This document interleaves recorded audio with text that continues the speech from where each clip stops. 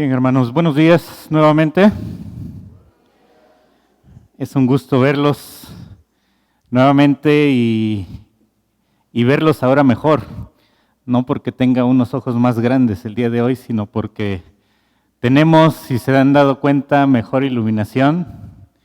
Tenemos, en pocas palabras, estamos estrenando templo el día de hoy.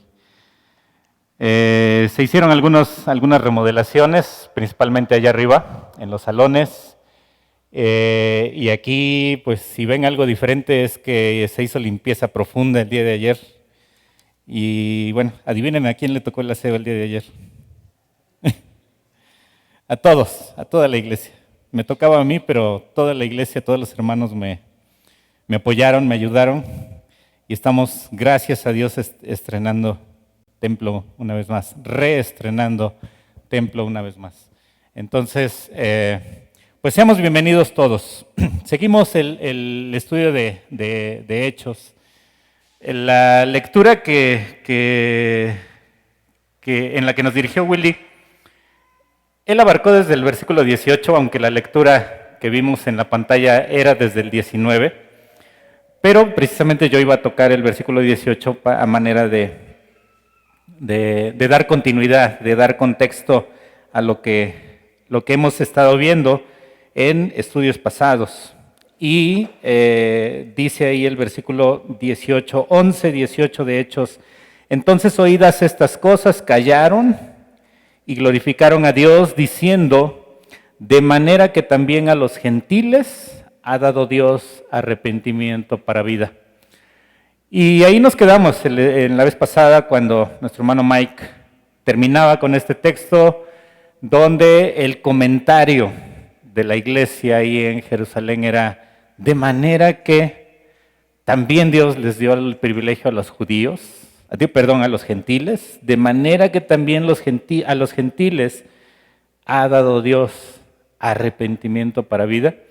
Recordemos que el evangelio se comenzó a predicar en Jerusalén, principalmente a los judíos, primeramente a los judíos, pero Dios permitió, dando cumplimiento precisamente a la gran comisión, dando cumplimiento a aquella promesa de que el Señor les dio en los primeros versículos y capítulos de Hechos, donde les decía: y me seréis testigos en Jerusalén, toda Judea, Samaria y hasta lo último de la tierra. Hasta ese momento solamente se había enfocado el evangelio, el mensaje a Jerusalén, pero era necesario extenderlo. Por eso se maravillaban ellos y decían: de manera que también a los gentiles ha dado Dios arrepentimiento para vida.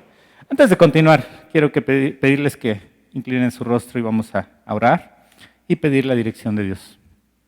Señor, te seguimos dando gracias. Te seguimos honrando, te seguimos bendiciendo, Señor. Y en esta hora, Señor, cuando vamos a entrar al estudio de tu palabra, queremos pedirte que también tú nos edifiques a través de tu palabra, ya que nos has comenzado a edificar también a través de los cantos, a través del contenido que cantamos con nuestras bocas y que también es de edificación para nosotros. Sabemos que también este tiempo, el estudio de tu palabra es una herramienta que tú usas, un tiempo que tú usas para edificación nuestra. Te agradecemos y pedimos tu dirección, tu ayuda. Señor, queremos pedirte que tú hables. No queremos escuchar únicamente palabras y conceptos humanos, míos propios. No solamente es mi opinión, sino es, Señor, la dirección tuya a través de este estudio, lo que nos va a hablar, lo que nos va a edificar, lo que nos va a enseñar en esta hora. Que queremos que así sea, queremos pedirte que tú dirijas este tiempo, lo hacemos en el nombre de Cristo Jesús. Amén. Amén. Bueno, pues hoy tenemos un salto, como decía hace un momento, un salto de sedes. Durante el establecimiento y la consolidación de la iglesia primitiva, ya dijimos, el libro de Hechos habla hasta este momento de dos lugares principales. El primero, Ya lo vimos, bastantes capítulos hablando acerca de el establecimiento de la iglesia primitiva, principalmente en Jerusalén y liderada por los apóstoles, pero uno en especial, un apóstol en especial. ¿Sí recuerdan quién? Pedro. Ahora, pasamos aquí al capítulo 11, la segunda mitad del capítulo 11, versículos 19 en adelante, y la historia comienza a cambiar un poquito. Comienza a cambiar, es otra ciudad y son otros personajes los que toman ahí la escena principal. Nuestro título lo tenemos como El testimonio en Antioquía. ¿Por qué? Porque vamos a entrar al estudio de un nuevo lugar, una nueva sede de la predicación del Evangelio, de la extensión del Evangelio en este nuevo lugar, Antioquía. ¿Pero qué sabemos de Antioquía? ¿Qué sabemos? ¿No mucho? Vamos a poner un mapa, una imagen de un mapa. Exacto. Es el más o menos apropiado que encontré. No voy a hablar del conflicto de Medio Oriente, pero es únicamente para que ubiquemos Antioquía y Jerusalén. Jerusalén está aquí, en esta zona, Jerusalén. Todo esto es la tierra de Israel. Y podemos ver dos Antioquías. Aquí hay una Antioquía. Y por aquí arriba, aquí hay otra cerca de Galacia. El libro de Hechos, el capítulo que nos toca leer, nos habla de esta Antioquía. Por eso aquí está un señalamiento de esa ciudad de Antioquía. Y si vemos respecto a Jerusalén, Jerusalén es aquí, Antioquía es aquí, pues hay una gran distancia. Una distancia de aproximadamente unos 500 kilómetros. ¿Alguien sabe más o menos qué tanto son 500 kilómetros aquí en nuestro contexto? Vi en los mapas y aproximadamente es de aquí a Morelia, un poquito más, de aquí a Morelia. O si nos gusta irnos más por este lado, pues de aquí a Puerto Escondido son 500 kilómetros. A mí me gusta más por este lado. Puerto Escondido son 500 kilómetros. Entonces, hoy pues con vehículos, con aviones tal vez, pues podemos llegar a ese lugar pues prácticamente en muy poco tiempo. Pero ahí, 500 kilómetros pues son bastante distancia. Entonces, el pueblo más bien la iglesia primitiva que se estaba reuniendo en Jerusalén, dice ahí en Jerusalén, que comenzó a ser perseguida desde los capítulos anteriores, capítulo 8 más o menos, donde dice Saulo persigue a la iglesia, y dice que la gente iba huyendo de la persecución, pero mientras huían, ¿qué hacían? ¿Sí recuerdan? Hablaban, predicaban. Así que la persecución Dios la permitió con un propósito. Dios la permitió con el propósito de que se llevara a cabo su plan, su perfecto plan, lo que decíamos hace un momento, que Dios cuando derramaba el Espíritu Santo sobre los creyentes, dice, me seréis testigos en Jerusalén, y hasta este momento ahí se habían quedado, ahí estaban obedeciendo la encomienda de Dios, estaban obedeciendo la palabra de Dios, pero ya habían tomado cierta comodidad de permanecer únicamente en Jerusalén. Pero era necesario que se esparcieran más allá, que fueran no solo en Jerusalén, sino en toda Judea, en Samaria y hasta lo último de la tierra. Judea más o menos es todo lo que rodea Jerusalén. Samaria es un poquito hacia el norte, y después Jerusalén, toda Judea, Samaria y hasta lo último de la tierra. Más afuera de esos contornos, pues ya el evangelio se tenía que extender hasta lo último de la tierra. Entonces, precisamente la persecución fue usada por el Señor para extensión del evangelio. Vamos a tener ahí un momentito el mapa, no me lo quiten, por favor. Dice el versículo 19, ahora bien, los que habían sido esparcidos, y se refiere precisamente a esos del capítulo 8, de la persecución de Saulo ¿Y recuerdan cuándo surge Saulo? ¿Sí recuerdan la historia? ¿Cuándo es la primera vez que aparece el nombre de Saulo? Cuando estaban apedreando a Esteban. Y dice que mientras apedreaban a Esteban, ¿qué pasaba? Dice, Saulo guardaba las ropas de los que agredían a Esteban, de los que mataban a Esteban, y dice que consentía en la muerte de Esteban, se deleitaba, era el sentido de esa palabra, de consentir la muerte de Esteban. Entonces, los que habían sido esparcidos, dice el versículo 19, a causa de la persecución que hubo con motivo de Esteban, ¿qué hicieron? Dice, pasaron hasta Fenicia. Aquí es Fenicia, miren, aquí está Fenicia. Aquí está Jerusalén, aquí está Fenicia. Se fueron hacia el norte. Pasaron hasta Fenicia, Chipre es aquí, es una isla. ¿Y qué otro lugar? Y Antioquía, ya les señalé dónde es Antioquía. Pasaron hasta Fenicia, Chipre y Antioquía. Dice, no hablando a nadie la palabra, sino solo a los judíos. Hasta ese momento solamente era la palabra, el evangelio reservado a los judíos. No había esa apertura todavía, no habían logrado entender todavía lo que en el versículo 18 decía, que a los gentiles también se les había dado el arrepentimiento para vida, la oportunidad, el privilegio de conocer el arrepentimiento para vida. Así que iban pasando por esas regiones, pero solamente anunciaban el evangelio a los judíos. Versículo 20. Pero había entre ellos unos varones, ¿de dónde? De Chipre, ya vimos dónde es Chipre, aquí, y de Cirene. Cirene está hasta acá. Entonces, si de Jerusalén a Antioquía son 500 kilómetros, imagínense hasta Cirene. Pero toda esa área, en toda esa área se estaba extendiendo el evangelio. Dice, había unos varones de Chipre y otros de Cirene, los cuales, cuando entraron en Antioquía, dice, hablaron también, ¿a quién? A los griegos. Cuando se habla de los griegos, no específicamente se habla de quienes vivían en Grecia o en Atenas. Se habla de todos aquellos que no eran judíos.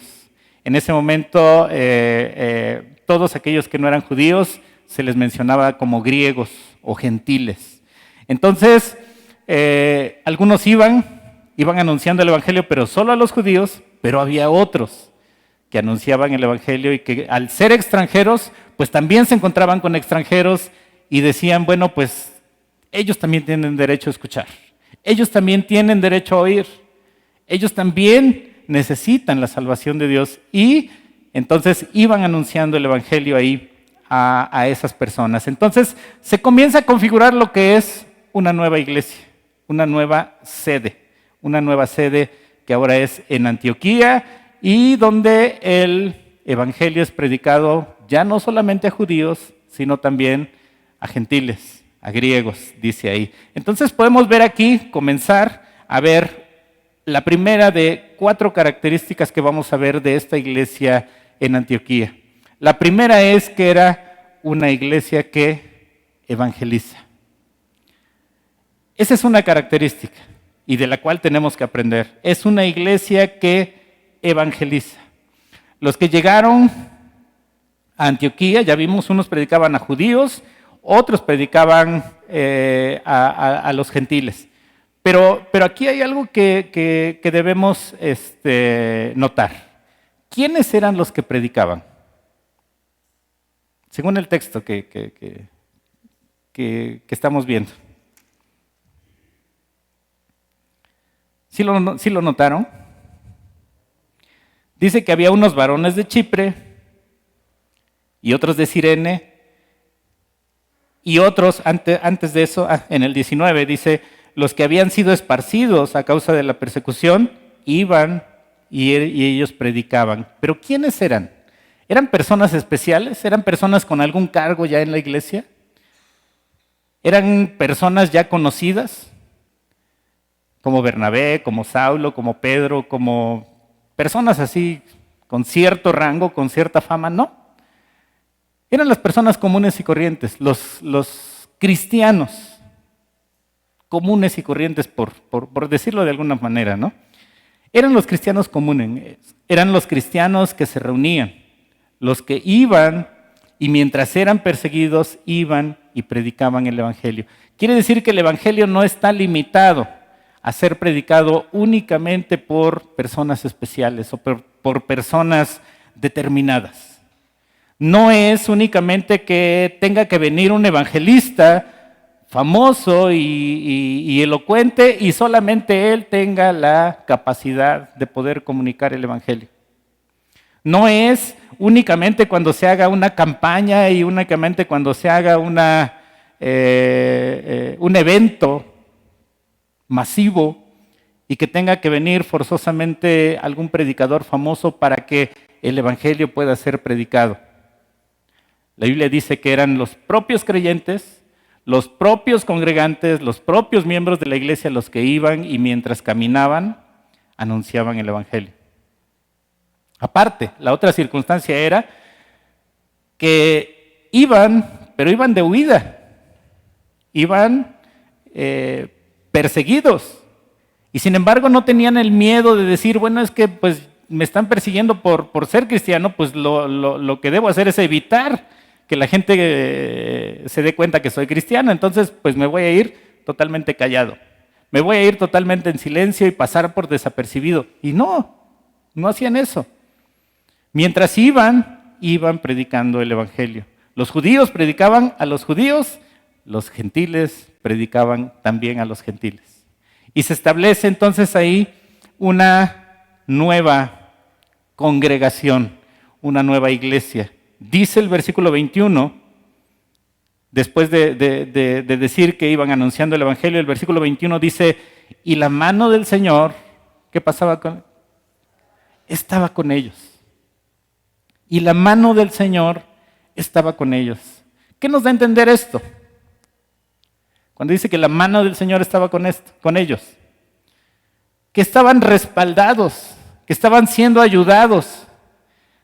No estaban solamente siendo protegidos por alguien importante, un ser humano importante, por alguna autoridad. No solamente estaban caminando pues en sus propias fuerzas. Dice, la mano del Señor estaba con ellos. Así que la iglesia primitiva, ahora con nueva sede, fuera ya de Jerusalén, a 500 kilómetros aproximadamente, ya lejos de los personajes principales que hasta ahora han sido mencionados, era ayudada y era respaldada, principalmente ¿por quién? Por el Señor. Y eso es lo que permitía que la iglesia tuviera éxito. Aunque la palabra éxito a veces se usa un poquito, en contexto un poquito extraño, pero es lo que ayudó que la iglesia primitiva tuviera el resultado que se esperaba y que cumplieran con la voluntad de Dios. Dios respaldaba el mensaje de los que evangelizaban en medio de la persecución. ¿Y qué dice el versículo 21? La segunda parte. ¿Cuántos creyeron? Gran número creyó y se convirtió al Señor. Estaba viendo algunos datos de Antioquía. Antioquía era una ciudad, era la tercera aproximadamente, la tercera ciudad en importancia en ese momento. La primera me parece que era Roma, la segunda era Alejandría y la tercera era Antioquía. Tenía una población aproximada de unos 300,000 habitantes. Estuve investigando y más o menos en nuestro contexto, una ciudad que tiene 300,000 habitantes es Tehuacán, más o menos así. Era de ese tamaño aproximadamente. Entonces era una ciudad grande, ya una ciudad de importancia. Entonces dice aquí, el versículo 21, dice, y la mano del Señor estaba con ellos, y gran número, ya no habla de 3,000 como lo mencionaba con Pedro, ya no habla de algún número en específico, dice gran número. Se perdió la cuenta. A veces la palabra de Dios no nos da números, A veces es cuando es un número muy grande, pero a veces es también cuando es un número pequeño. No nos da números. ¿Por qué? Porque para la palabra de Dios los números no importan. Los números pasan a segundo término. Dice aquí que la mano del Señor estaba con ellos y que un gran número creyó. Ahora, hay que notar algo que Lucas, el escritor de Hechos, resalta aquí y que es muy importante. ¿Qué dice? Gran número creyó. ¿Y qué más? Y se convirtió. Hay una diferencia y Lucas es bien puntual en decir esta diferencia. No es lo mismo creer que convertirse. No es lo mismo creer únicamente que convertirse. Muchos pueden creer en Dios. Y si vamos allá afuera a la gente que nos encontremos, le podemos preguntar, ¿tú crees en Dios? Sí, sí creo en Dios. Sí, yo asisto a tal iglesia, yo soy parte de tal religión, de tal agrupación y creo en Dios. Y es el mismo en el que crees tú. Porque el Dios es el mismo, los que somos diferentes somos nosotros, pero Dios es el mismo. Nos hemos topado muchas veces con eso. Pero Lucas hace una aclaración aquí de que la mano del Señor estaba con ellos y gran número creyó, pero además de creer, ¿qué pasó? Se convirtieron. Una cosa es creer, porque el creer se puede creer con la mente, se puede creer intelectualmente. Pero ¿qué dice la palabra de Dios acerca de creer?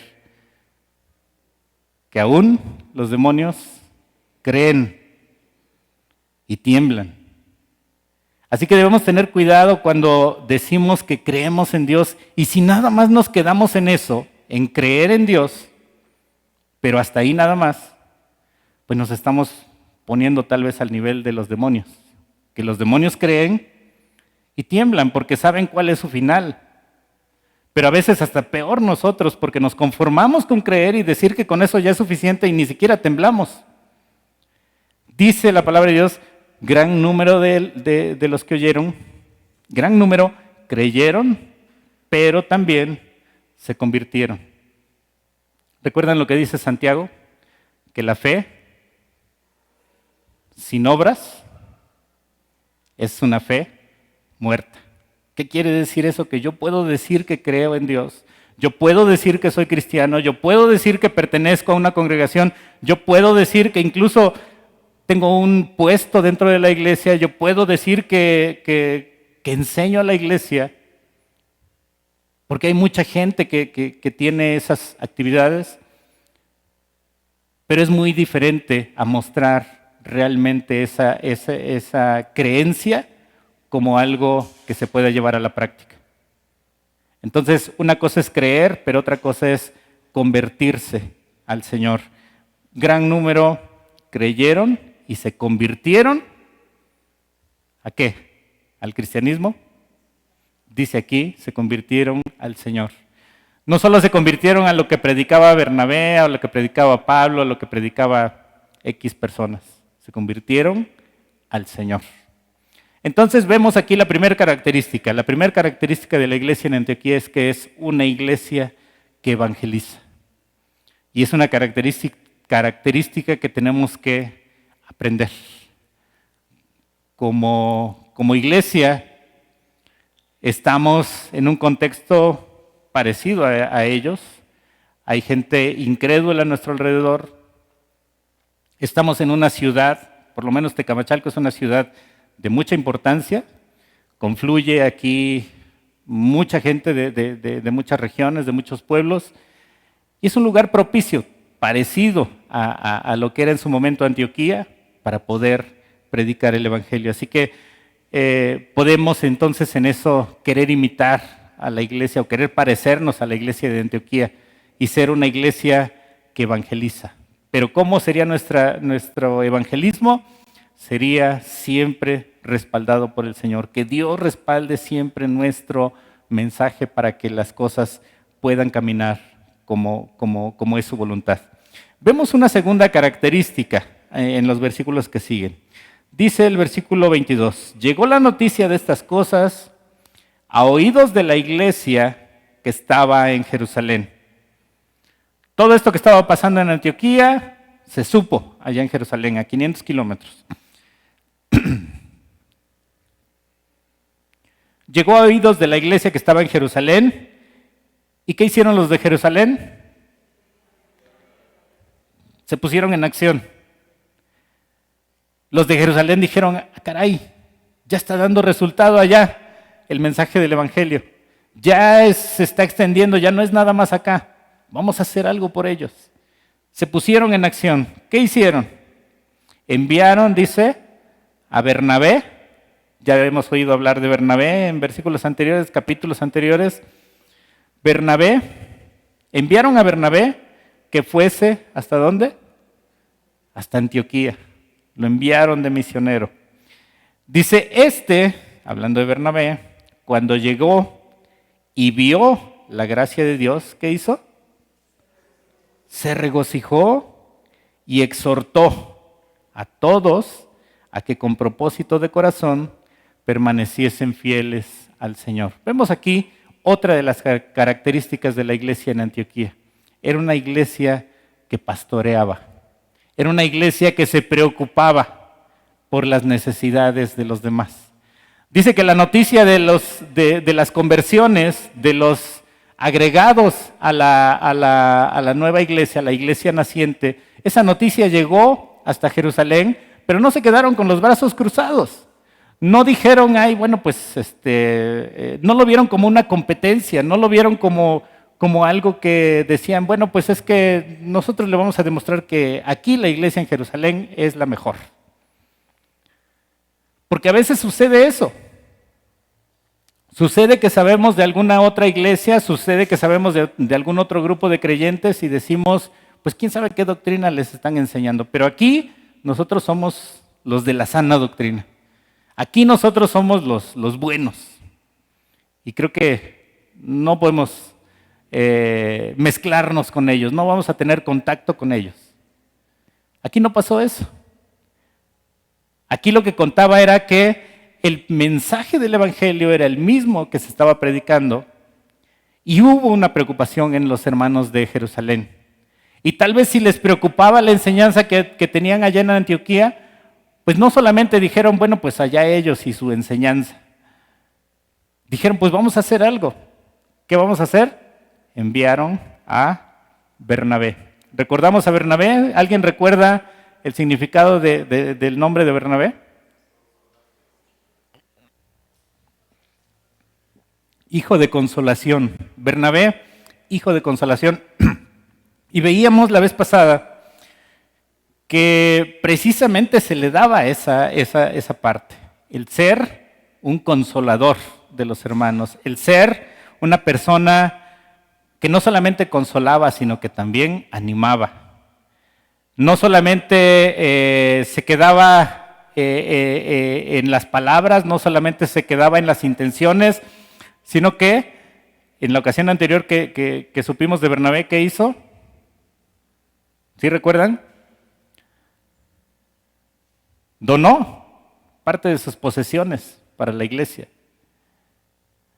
Donó parte de su trabajo para la extensión del evangelio. No era solamente alguien que de dicho, no solamente era alguien que de dientes para afuera se preocupaba, sino que lo llevaba por obra, sino que lo ponía en acción. Entonces la iglesia escogió una persona. No escogió una persona cualquiera, no escogió una persona que dijeran, ah, bueno, no está haciendo nada aquí, que se vaya a Antioquía. Era una persona importante y era una persona activa en el trabajo de Dios. Dice que enviaron a Bernabé.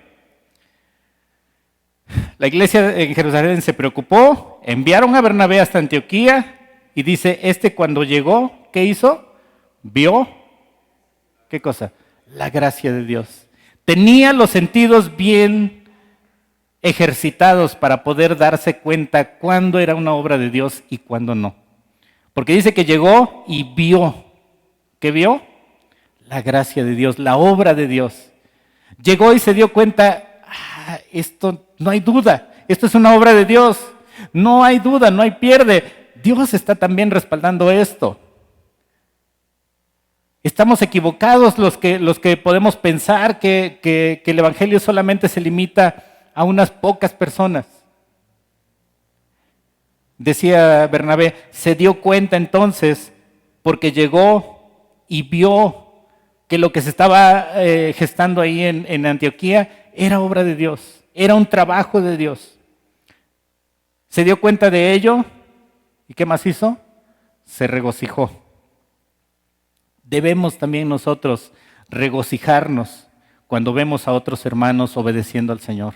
Debemos regocijarnos cuando vemos a otra iglesia, a otra obra, tratando de seguir los pasos de Dios, tratando de crecer en el conocimiento de Dios. Dice que Bernabé se regocijó. ¿Y qué más hizo? No solamente vio, no solamente se regocijó. ¿Qué más hizo? Dice que exhortó. ¿A quiénes? A todos. Exhortó a todos. ¿A qué? A que con propósito de corazón permaneciesen fieles a Dios. Llegó y los exhortó, los animó. No los regañó, no los bajó los ánimos, no les dijo, pues aquí, ¿por qué iniciaron algo sin avisarle a Pedro? ¿Por qué iniciaron esto sin avisar a la iglesia allá en Jerusalén? No, exhortó a todos a que con propósito de corazón permaneciesen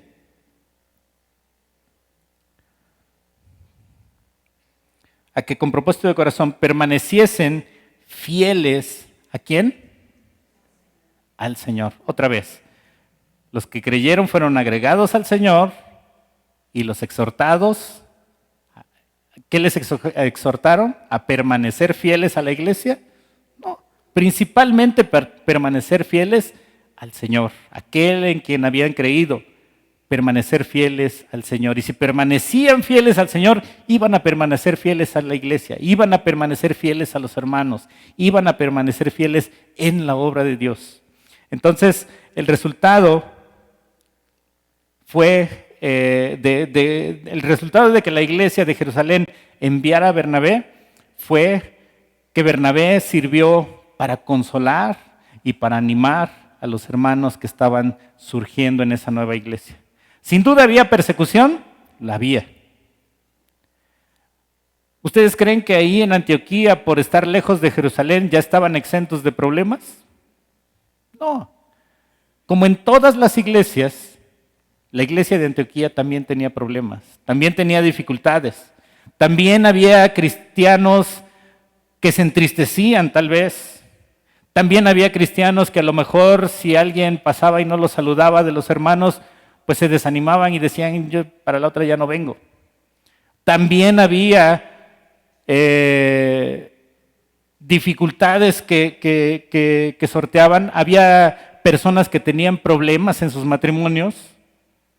También había personas que tenían problemas con sus hijos. También había personas que tenían problemas entre familiares, entre hermanos.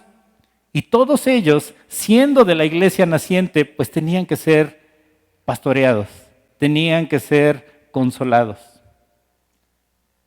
Y Bernabé lleva a cabo esta obra. El resultado de la correcta atención pastoral la da el Señor al agregar lo mismo, dice el versículo 24. Bueno, dice que los exhortó a todos, versículo 23, los exhortó a todos a que con propósito de corazón, ya me estoy adelantando, exhortó a todos a que con propósito de corazón permaneciesen fieles al Señor. El permanecer fieles al Señor es algo que nace del corazón.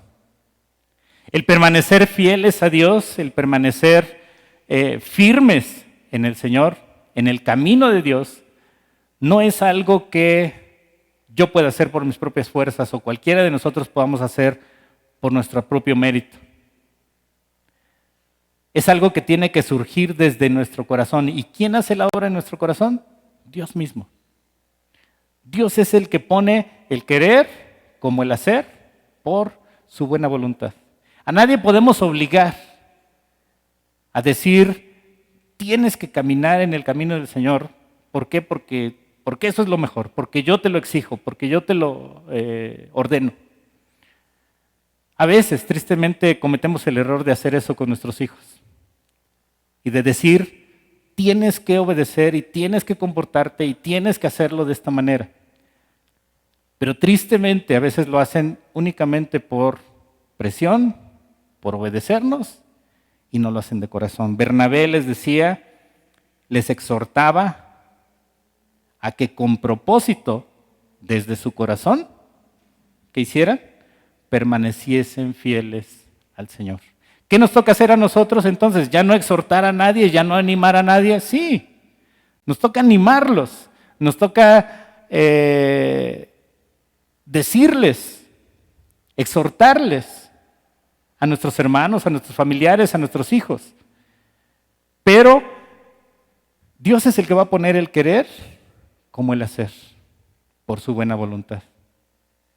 Ahora, cuando vemos que algún familiar anda en un camino alejado del Señor,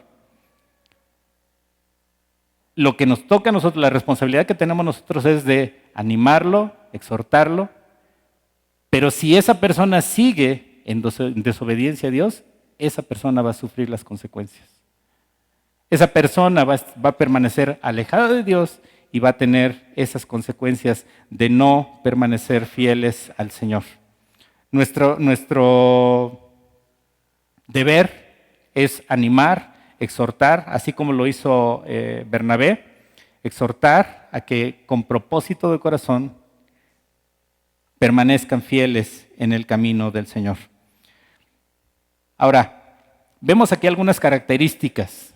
Versículo 24, vemos algunas características de Bernabé. Estamos viendo la segunda característica de la iglesia, que es una iglesia que pastoreaba, pero también vemos algunas características de quien estaba haciendo la labor de pastorear a esa iglesia. Versículo 24, ¿por qué hacía eso? Versículo 24, porque era ¿qué? Varón bueno.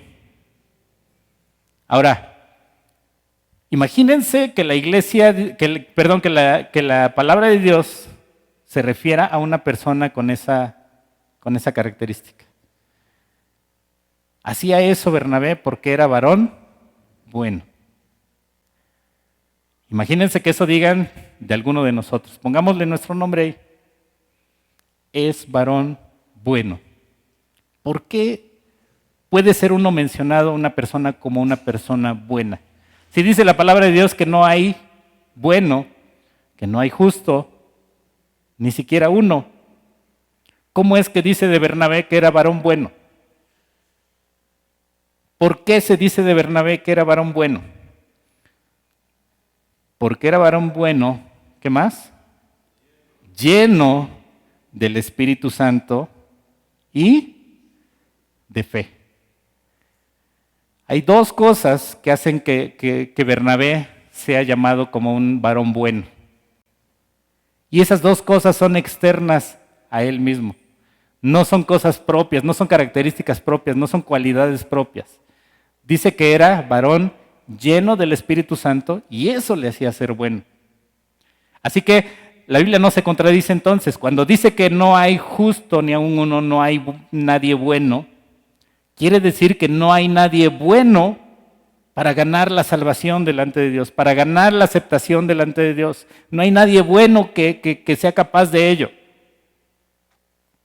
Cuando una persona es transformada por Dios, cuando una persona es llena del Espíritu de Dios, hay actitudes buenas, hay un fruto bueno. Dice que Esteban era una persona llena del Espíritu Santo, ¿y qué más? Y de fe. Ahora, sabemos que también la fe, ¿qué es? ¿Es algo propio? ¿Es algo que podemos nosotros mostrar, desarrollar? La fe misma es un don de Dios. La fe que nosotros necesitamos, por ejemplo, para creer en Cristo, para arrepentirnos de nuestros pecados, no es ni siquiera una fe que podamos nosotros jactarnos de decir yo tengo suficiente fe para haber creído en Dios y tengo también la suficiente fe para mover los montes y para que tal persona crea y para hacer muchas cosas, prodigios, maravillas. La fe también es un don de Dios, proviene de Dios. Entonces, dice de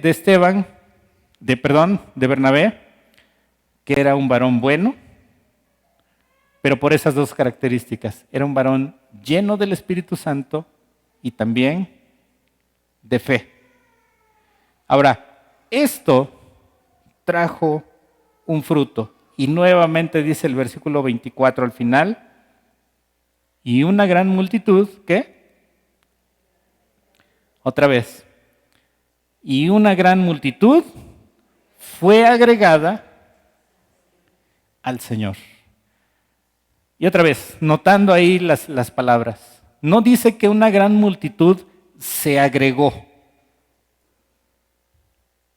No dice que la gran multitud se agregó a sí misma. Se dijo a sí mismo, yo me voy a agregar ahí con los hermanos. ¿Qué sucedió con esa multitud? Fue agregada, está en voz pasiva. Quiere decir que algo externo, alguien externo, estamos hablando de Dios, hizo la obra de agregar esa multitud a la iglesia. La gente no es capaz por sí misma de hacerlo, hasta que sea una obra de parte de Dios. Una gran multitud, otra vez no dice números, una gran multitud fue agregada, ¿a quién? A la iglesia de Jerusalén, a la iglesia de Antioquía. ¿Qué dice el texto? Al Señor. Fue agregada al Señor. Una gran multitud fue agregada al Señor. Entonces, la obra es del Señor.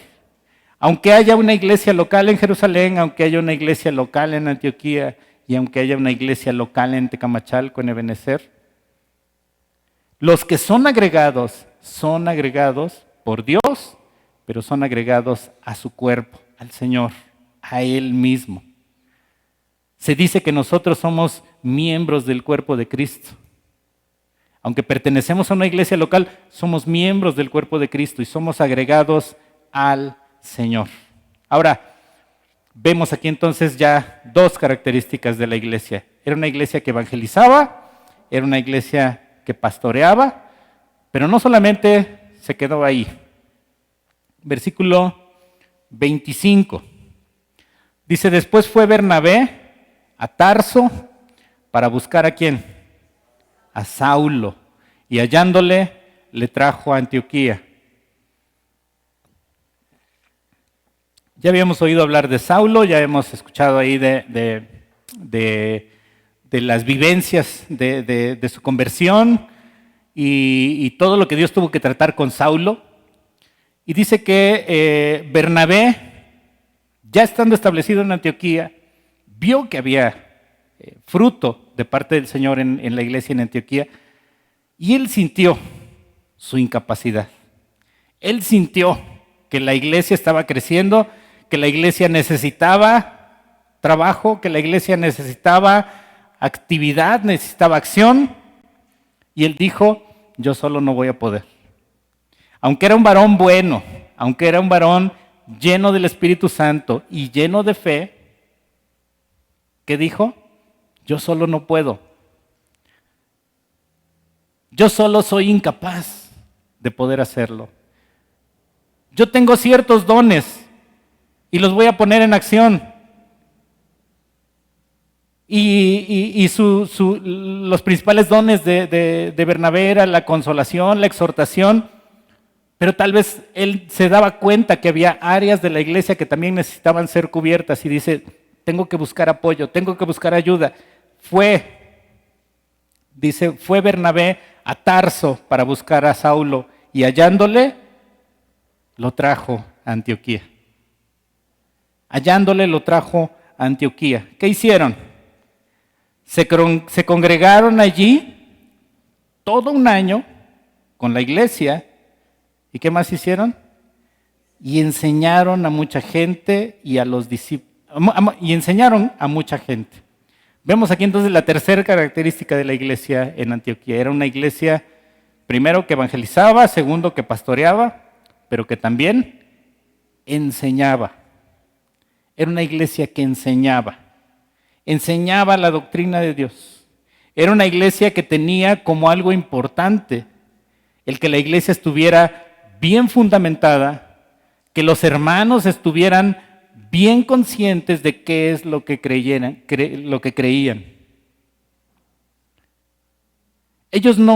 La iglesia primitiva no era una iglesia a la cual le convenía que sus congregantes no se dieran cuenta de lo que hay en la Biblia.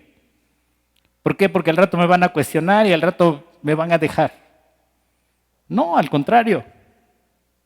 A los líderes de la iglesia en Antioquía, que en este momento eran ya 2 por lo menos, Bernabé y Saulo, les interesaba que los que estuvieran ahí estuvieran por plena convicción de corazón. Y que los que estuvieran ahí estuvieran bien convencidos, bien documentados, bien adoctrinados, y eso es en el sentido correcto de la palabra adoctrinamiento, de que estuvieran bien enseñados del por qué estaban en esa iglesia. No era simplemente el hecho de tener una multitud y tenerlos, como se dice vulgarmente, como borregos. A lo que diga Bernabé, eso vamos a hacer. O lo que diga Saulo, eso vamos a hacer. Lo que diga el líder, eso vamos a hacer. Eso vamos a creer. Ellos estaban interesados en mostrar a profundidad la doctrina de Dios, la doctrina de la salvación, y que los congregantes estuvieran ahí por convicción propia. Porque estuvieran realmente convencidos de que lo que creían era algo correcto, era algo real.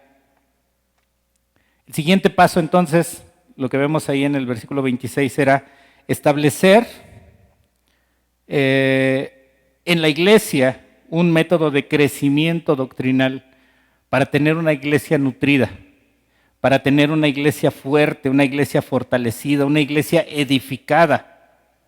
¿Y edificada sobre qué? Sobre cimientos firmes, como fue el título de nuestro estudio que tuvimos hace algunos meses. Que estuviera edificada sobre cimientos firmes, sobre cimientos fieles. Era necesario edificar a la iglesia. La correcta instrucción es necesaria siempre antes de emprender cualquier proyecto en las iglesias. La correcta instrucción es urgente y es necesaria siempre que hay una multitud que se agrega al Señor. Porque entre más esté la gente convencida de lo que cree, entre más esté la gente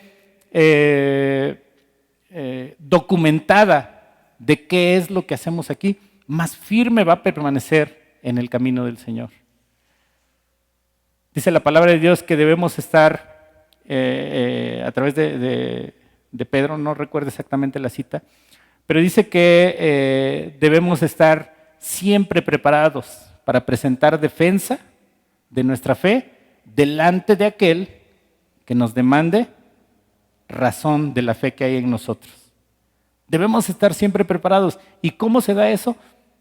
No hay otra más que estudiando la palabra de Dios. No hay otra. Dice este texto, se congregaron allí todo un año y sin duda el hecho de estar congregados ahí también alimenta otra cosa que es vital en la iglesia, la comunión entre los hermanos, el conocerse los hermanos los unos a los otros, pero no solamente conocerse de decir, es el hermano Everardo, es el hermano Memo, lo conozco su nombre, sí, pero el hecho de estar reunidos y el hecho de estar congregados va mucho más allá. Va en el sentido de fortalecer no solamente el conocimiento de la iglesia, sino La comunión de la iglesia. Aquello que nos une como iglesia. Aquello de decir, el hermano tiene esta fortaleza y tiene también esta debilidad. Y quiero estar cerca de él para que me contagie de sus fortalezas, pero también quiero estar cerca de él para orar por sus debilidades. Quiero ser apoyo de la hermana porque tiene problemas en su matrimonio, porque tiene problemas en su trabajo. Quiero que se sienta fortalecida y quiero que se sienta animada. Y todo eso es un trabajo que se fortalece precisamente por la comunión que hay en la iglesia. Dice que se congregaron allí todo un año. Fortalecieron su comunión. Y no solamente ellos, sino también fortalecieron su conocimiento, porque dice, enseñaron a mucha gente. ¿Y cuál fue el resultado? Versículo 26, la segunda parte. Y a los discípulos se les llamó cristianos por primera vez ahí en ese lugar, en Antioquía. Se les llamó cristianos. Hasta ese momento solo se les conocía como el camino, solo se les conocía como aquellos creyentes, aquellas personas. Pero dice, en ese lugar a los discípulos se les llamó cristianos por primera vez ahí en Antioquía. Y la palabra cristianos en un principio era un mote despectivo. Los seguidores de Cristo. Así como hoy en nuestro tiempo, pues hay muchos grupos a los que podemos distinguir de alguna forma, ¿no? Si alguien le va a algún equipo en especial, le podemos decir que es un americanista, por ejemplo, ¿no? Un poblano, el que le va al Puebla. Si simpatiza alguien con un partido político, pues ese es un priista, ese es un morenista, ese es un panista. Despectivamente o como sea, lo decimos y conocemos a esa persona con ese apelativo. En ese entonces se le llamó cristianos de una manera despectiva a aquellos que se reunían para conocer a Cristo. Pero poco a poco, eso que era despectivo fue transformándose en algo que daba testimonio, en un testimonio de aquellos que se reunían. ¿Por qué? Porque se reunían para aprender de Cristo, se reunían para hablar de Cristo, se reunían para parecerse cada día más a Cristo. Entonces, el resultado de esta iglesia, el resultado de toda esa enseñanza, el resultado de que los cristianos estaban siendo edificados, se veía en la gente que pasaba allá afuera. Este es un cristiano. ¿Por qué? Porque precisamente la labor de la iglesia de enseñar a los creyentes estaba dando fruto y se reflejaba allá afuera. Dice la Biblia que la luz, ¿qué pasa con la luz? Dice que en las tinieblas resplandece, en las tinieblas se nota. Si entramos a un cuarto donde está totalmente oscuro, totalmente oscuro, y prendemos un cerillito, por muy débil y por muy pequeña que sea esa luz va a iluminar en medio de esa total oscuridad. Así es la luz del creyente. Dice la Biblia, así alumbre vuestra luz, ¿delante de quién? Delante de los hombres, y vean vuestras buenas obras, ¿y qué más? Y glorifiquen a vuestro Padre que está en el cielo. Entonces, eso pasaba ahí en Antioquía. Veían la luz de los cristianos, se daban cuenta que eran diferentes y les comenzaron a llamar con un nombre. Estos imitan a Cristo, son cristianos. Los cristianos, entonces, a los discípulos se les llamó cristianos por primera vez en Antioquía. Entonces, podemos ver aquí varias situaciones.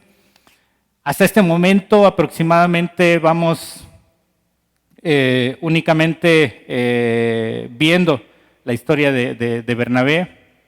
Se agrega se agrega Saulo ahí como colaborador de Bernabé, y es la antesala de un plan todavía mayor que el Señor iba a llevar a cabo en su iglesia.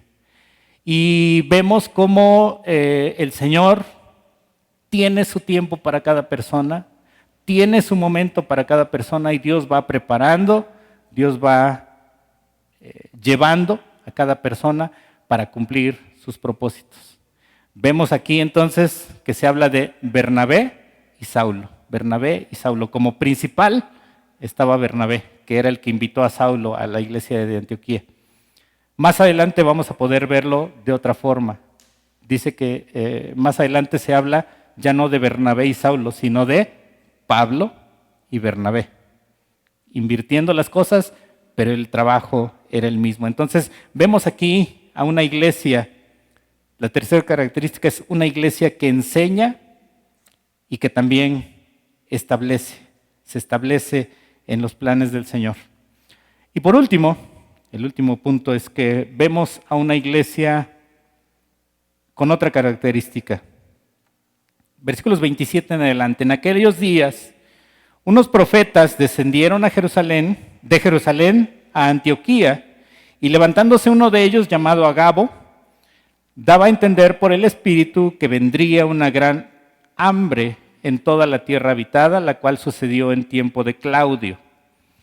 Entonces, los discípulos, está hablando de la iglesia en Antioquía, entonces los discípulos, ¿qué hicieron? Dice, cada uno, conforme a lo que tenía, determinaron enviar socorro a los hermanos que habitaban en Judea, lo cual, en efecto, hicieron, enviándolo a los ancianos por mano de Bernabé y de Saulo. Vemos aquí entonces la cuarta característica de la iglesia en Antioquía, que era una iglesia generosa. Una iglesia generosa. Había una necesidad, ahora era en Judea, por medio de un vidente, más bien por medio de uno de los creyentes que tuvo el privilegio de tener una visión. Dios le mostró que iba a haber una gran hambre, y se llevó a cabo en la tierra habitada. Dice, esa hambre sucedió en el tiempo de Claudio. Entonces, ¿quiénes se pusieron en acción? Dice, entonces, los discípulos, los congregantes de la iglesia. No era que tenían que esperar hasta que el gobierno se diera cuenta de esa gran hambre y pusiera los medios necesarios para suplir. Ellos mismos se tuvieron que poner en acción. Dice, los discípulos, cada uno, cuando dice cada uno, se refiere a que cada uno de los miembros, cada familia, cada miembro tomó acción por sí mismo. Tomó no solamente acción, sino también la decisión, porque dice, cada uno, conforme a lo que tenía, determinaron enviar socorro. Determinaron quiere decir que decidieron hacerlo. No fueron obligados, no fueron forzados a hacerlo, no les dijeron, pues aquí deposita tus primicias, aquí deposita tus diezmos y todo eso lo vamos a enviar y te toca tanto y si no puedes ahorita, pues en el transcurso de la semana lo tienes que completar. No.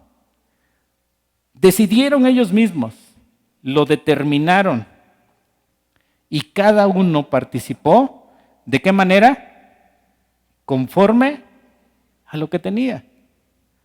Nadie fue afectado, nadie fue agraviado más allá de lo que sus propias fuerzas, de lo que en sus propias fuerzas podría dar.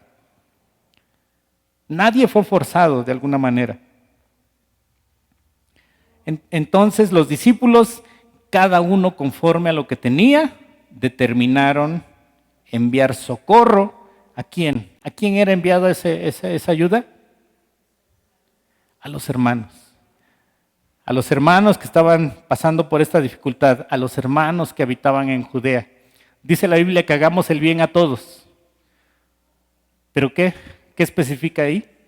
Pero principalmente a los de la fe, a nuestros hermanos, a nuestros consiervos, a los que creen en lo mismo que nosotros creemos. Debemos ser buenos con todos. Nuestra bondad y nuestra generosidad puede ser mostrada con toda la gente, mucho más, o principalmente con la gente que está sufriendo. Pero el ejemplo que nos da la iglesia en Antioquía era que se ponían en la mano en el corazón y ofrendaban y enviaban ayuda, enviaban socorro, principalmente a los hermanos que habitaban en Judea. Versículo 30, lo cual, en efecto, hicieron. O sea que no se quedó en palabras, no se quedó solamente en plan, no solamente se quedó en un pensamiento de una persona y de decir, sería bueno que lo hiciéramos. No, lo cual en efecto hicieron. Lo llevaron a cabo, lo llevaron a la práctica. Dice, enviándolo a los ancianos por mano de Bernabé y de Saulo. Sin duda hay muchas cosas que podemos aprender de la iglesia en Antioquía. Principalmente hoy quise resaltar 4. Las recordamos. Eso era una iglesia que evangelizaba, era una iglesia que pastoreaba, era una iglesia que enseñaba la palabra de Dios, pero también era una iglesia generosa. 4 características que podemos aprender. Tal vez como iglesia en Ebenezer tenemos algunas cualidades de estas. Sin duda, pues creo que ha habido la oportunidad, Dios nos ha llevado a preocuparnos por la enseñanza, a preocuparnos porque la enseñanza sea una enseñanza correcta, una enseñanza firme en la palabra de Dios. Tal vez hemos tenido oportunidad también de mostrar nuestra generosidad y lo hemos hecho. Pero tal vez nos falta salir a la calle y predicar a aquellos que necesitan conocer la palabra de Dios.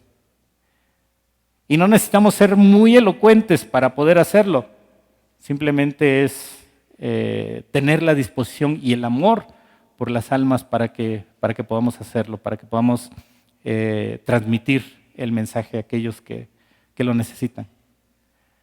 Tal vez también necesitamos tener esa cualidad de acompañarnos los unos a los otros y entre el cuerpo de Cristo, entre los miembros del cuerpo de Cristo, que podamos ser consoladores los unos de los otros, así como era Bernabé. De que podamos exhortar a los hermanos a que permanezcan firmes en la fe, a que permanezcan firmes en el camino del Señor. Y tal vez nos hace falta no solamente un pastor, como iglesia tenemos esa necesidad, pero tal vez nos hace falta tener un corazón pastoral, porque la labor pastoral no es únicamente de una persona, es una labor de todos. Tal vez principalmente de quienes estamos al frente y somos más visibles. Pero esa labor es una labor que puede llevar a cabo toda la iglesia, porque todos somos miembros los unos de los otros, y dice la Biblia que cuando un miembro se duele, todos los miembros se duelen con él. Cuando un miembro se alegra, también todos los miembros se alegran con él. Entonces, son 4 características de las que podemos aprender. Tal vez, como decían algunas de ellas, tenemos cierto avance o cierta calificación, pero en algunas tenemos que trabajar. Que sea el Señor el que nos ayude, que sea el Señor el que nos dirija, que sea el Señor el que haga la obra, porque eso vimos también en este pasaje. El Señor era el que hacía toda la obra y Él agregaba las cosas que hacían falta ahí en la iglesia en Antioquía. Les pido que se pongan de pie. Vamos a orar para terminar. Señor, te damos muchas gracias porque en el estudio de tu palabra podemos ver tu cuidado, tu dirección, tu ayuda a través de la iglesia.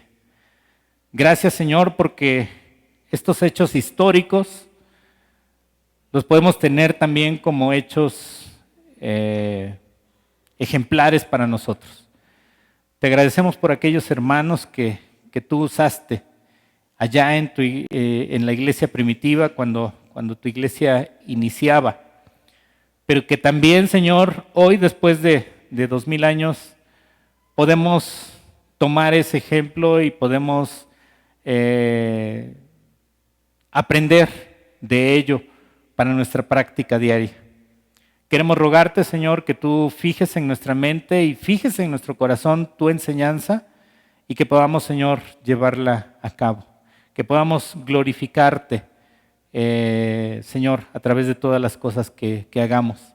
Y que podamos ser ejemplo a los de afuera de lo que tú haces en tu iglesia.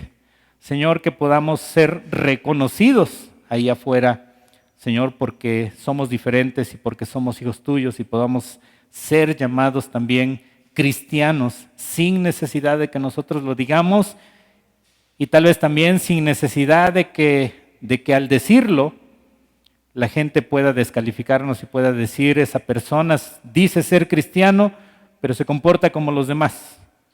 ¿Qué diferencia hay?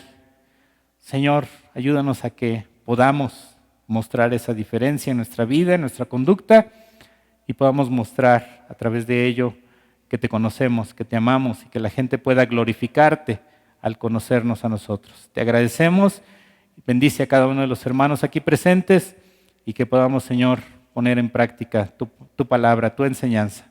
Te damos la gloria y la honra en el nombre de Cristo Jesús. Amén. Tomen su lugar nuevamente. Que Dios les bendiga, hermanos.